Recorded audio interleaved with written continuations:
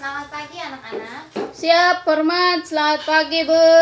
Apa kabar kalian hari ini? Baik, Bu. Hari ini apakah ada yang tidak hadir? Ada, Bu. Ada yang sakit, ada yang izin. Oke. Ibu absen dulu ya. Ya, Bu. Mariana Halimah Bau, Ada, Bu. Maria Octaviana Bau, Ada, Bu.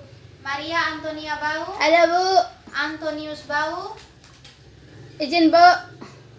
Blasius Bau. Sakit, Bu. Sebelum kita mulai materi kita pada hari ini, Ibu meminta salah satu dari kalian untuk memimpin kita dalam doa. Berdoa mulai. Berdoa selesai.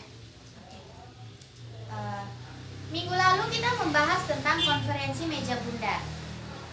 Di sini Ibu ingin bertanya, apakah ada yang masih ingat sedikit saja materi mengenai konferensi meja bundar?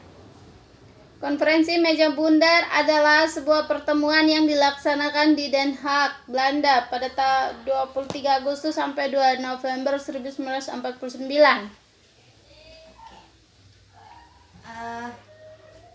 Hari ini kita akan membahas materi mengenai pertempuran Surabaya.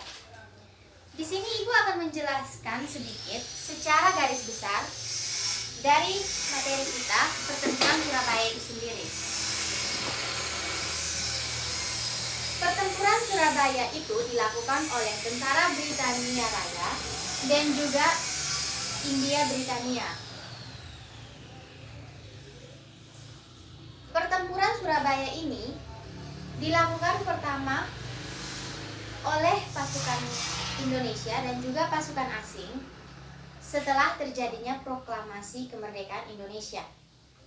Pertempuran Surabaya ini berlangsung selama 3 minggu 3 hari, yaitu dimulai dari tanggal 27 Oktober sampai dengan tanggal 20 November tahun 1945.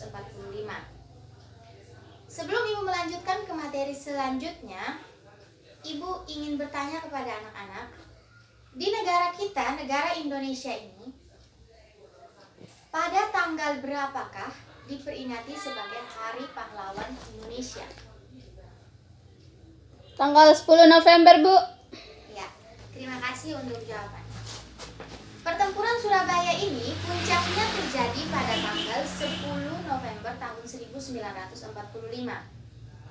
Pertempuran Surabaya ini sendiri terjadi karena disebabkan oleh poin yang pertama, keinginan Belanda untuk menjajah kembali Indonesia dengan lincah, membonceng Inggris dan datang mengatasnamai Afne.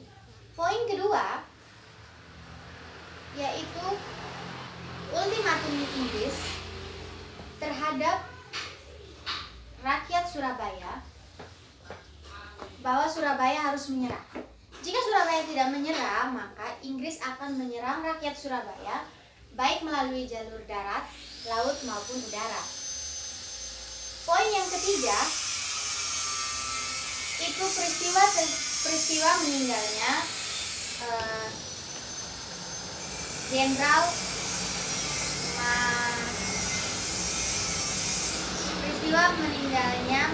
Brigadir Jenderal Malabi. Meninggalnya Jenderal Malabi ini mengakibatkan terjadinya kesalahpahaman antara milisi Indonesia dengan rombongan Malabi. Salah paham tersebut mengakibatkan terjadinya aksi tembak-menembak di Jembatan Merah Surabaya. Hasil dari pertempuran Surabaya ini yaitu yang pertama, Britania menang secara militer atau taktis. Kemudian Indonesia menang secara strategis, politik dan juga psikologis. Poin ketiga, Britania sudah secara perlahan tidak lagi mendukung Belanda untuk membangun koloni-koloninya di Indonesia, tetapi Britania mulai bersikap netral. Poin keempat, Britania mendukung perjuangan Indonesia untuk mencapai kemerdekaan. Oke.